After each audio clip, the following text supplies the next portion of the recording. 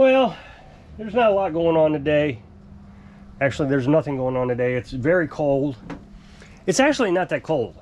It's windy, which makes it feel very cold. So I've been staying in the house today. Carolyn stayed in the house. The dogs came out for a little while. We're trying to get the dogs to relax a little bit at night. Red, the younger dog, seems to have quite a bit of anxiety at night. So she'll start licking and panting and pacing, and it keeps you up. So we're trying to work with her on that, and so we're trying to figure out what we could do to help her sleep.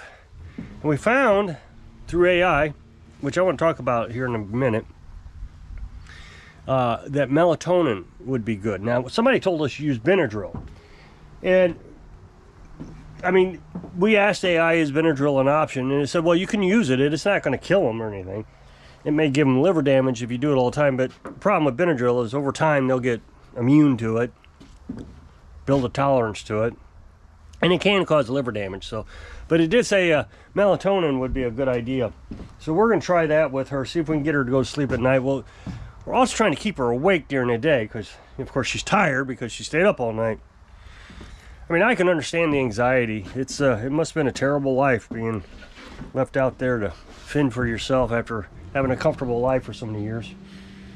So we're going to try that tonight. But anyway, we've been leaving them outside. Well, she wants to come in. Red wants to come in right away, usually, even though we're trying to keep her outside so she'll stay awake. But Girly does not want to come in. She'll stay out and lay on the ground for hours, even though it's cold out here. I mean, eventually she'll get cold enough she'll come in, but she wants to stay outside. She's so old, though. You can see it every day. She's getting a little bit worse. Her hips are pretty bad. Her back, her rear hind legs, hips. Yeah. The other day, she likes to crawl up underneath the bed. We got a little mattress thing, a dog bed down there. And it's the only place it'll fit. And she loves sleeping on that thing, so she'll crawl up underneath the bed. Now, before we had the dog bed, she would get underneath there also, but we just got the dog bed so she would have something to lay on. So she'll lay on that, but then she tries to come out, and, it's a struggle for her to get out. And she finally gets out, and then she can't stand up. She's just too stiff, so I have to try to lift her hind side up to get her up, and then she doesn't want me to do that. She growled at me the other day, so I stopped. I mean, she's a very friendly dog, so. Anyway, so I know that people don't like AI, and I've been working with it quite a bit, trying to understand it, and I now know why people don't like it, but I also think that is kind of short-sighted. You really need to work with it to understand it, to find out what's wrong with it and what's good about it, because there is a lot of good things about it. And what I've noticed is when you get into AI, you can start a thread about any subject. It's like going on YouTube saying, okay, I want to look at small engines, and then saying, okay, I want to look at cooking. So you can start a thread for either subject. The thing is, though, you can stay in one thread, and you could talk about small engines and cooking and life and all kinds of things, and over time it almost becomes like a friend to you. It understands your personality, you understand his personality, you bond, that kind of thing. But the problem with it is after a while it loses a context window. So the context window, you only get so much space before it starts to lose information, and then it starts to what they call hallucinate, and it becomes a real problem. But I see, even without the context window problem, that people could kind of get, I guess, in kind of a relationship. I may have heard about this where people are divorcing their wives, or, I think I heard something like that, because they fell in love with AI. So yeah, that's a problem, and I can see where that problem comes in at. But what I've noticed is it's a much better tool, much better tool, is if you can break it down into threads, and you can, talk about lawnmower engine repair, and then cooking, and then whatever subject you have, and you can title these threads. It's not hard to do, and you use it like a Google search. But the nice thing about this is with Google search, you ask a question and then you read all these pages, or even if you use the Google search AI, it gives you an answer, but you may have a follow-up question. And so you got to ask a new question, but it didn't remember the old question. So you're kind of having to put all this together in just regular Google searches. Very, very difficult. But with AI, you can actually have a conversation about a specific subject and learn like a Google search at the same time. It's quite incredible.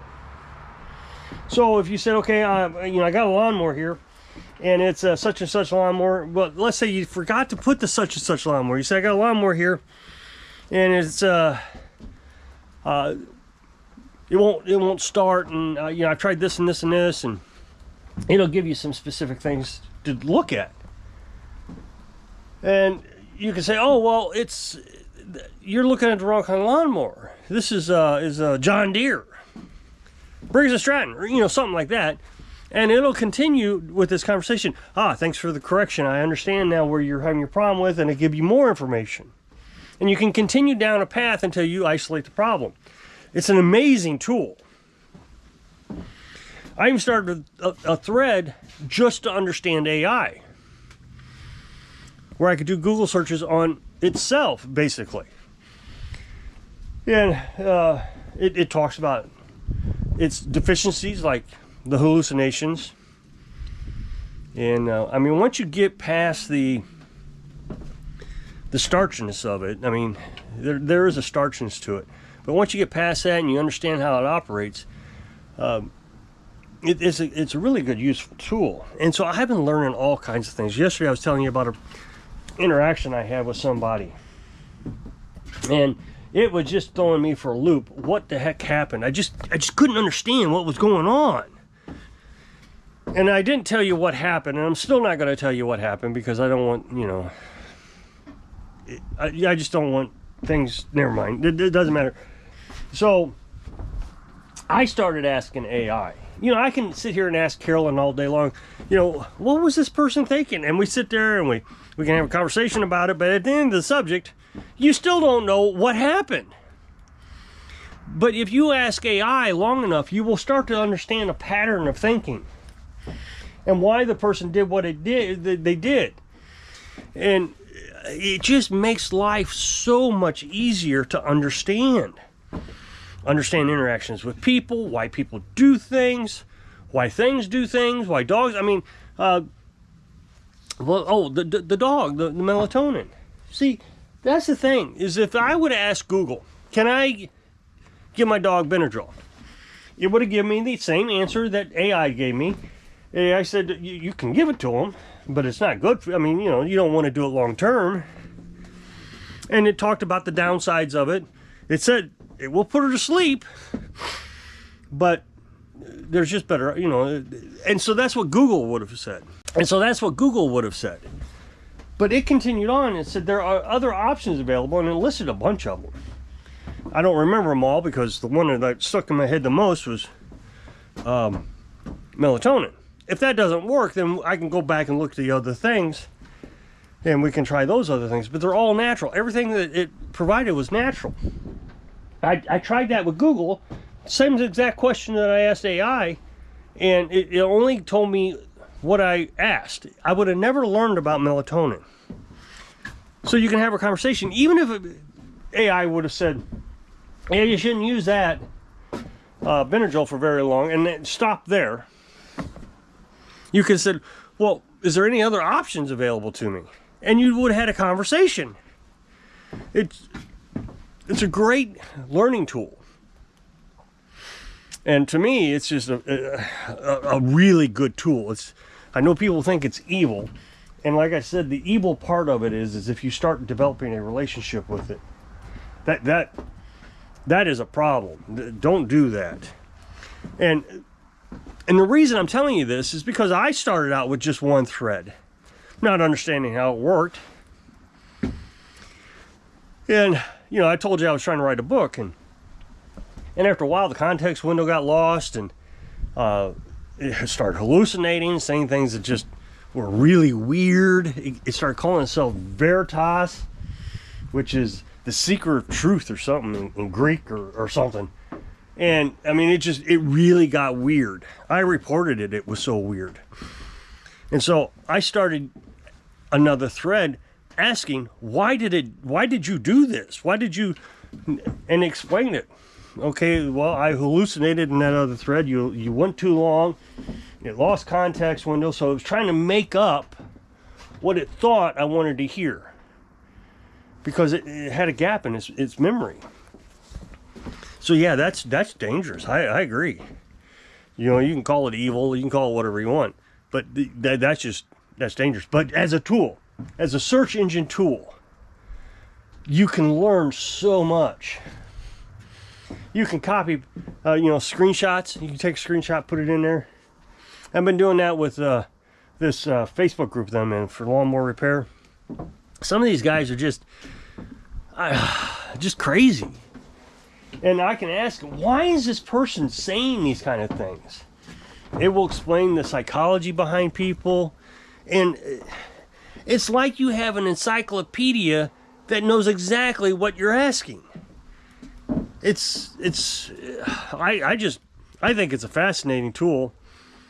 You can ask about relationships, how you can make relationships stronger, and it gives you all kinds of options. And so I just wanted to point that out. I'm not encouraging everybody to go use AI, but if you are going to use AI, use it very specifically. You use it just for a Google research process. If you start developing one thread where you're having a long conversation and you're talking about all kinds of different things, see, I think the trap people are getting into, I mean, I recognized that this thing was calling itself Veritas, and I was like, okay, there's something wrong here, because I don't want to have a friend on the computer. But back in the old days, like in Yahoo, you may remember Yahoo chats, where you go in these chat rooms and there was hundreds of people, and you can go in these private rooms and you can have a conversation with total strangers. That's what this feels like, that you could probably get kind of trapped into. And I mean, it's a computer. And the problem with the computer is it's short-term memory. It only has a short-term memory. It has no long-term memory. So with a chat, you can come back day after day after day, like the Yahoo chats that they used to have, and pick up your conversation. You just can't do that with this. As a matter of fact, I had a thread where I was talking about the dark triad. And I wanted to know all about it. I'm trying to break it down into... Anyway, so one day we were talking like narcissism. The next day, Machiavellianism, or whatever that is called. I can't pronounce it. Well, I went back up to look at the narcissist stuff that we discussed, and it was deleted. It was gone. Which, it's not even supposed to do that. It's not supposed to delete the thread. But it does make mistakes. It does lose memory. So what I learned is you can't talk about the dark triad. You got to have a thread for narcissism, a thread for that Machiavellianism, and the other one is what, sociopath, or whatever that is. So if you break it down like that, it works great. So if you'll click this up next box, it'll take you to a video over to my other channel. I appreciate it. Go check it out. So if I can inspire you, use your tools, singular your dreams. Thanks for watching.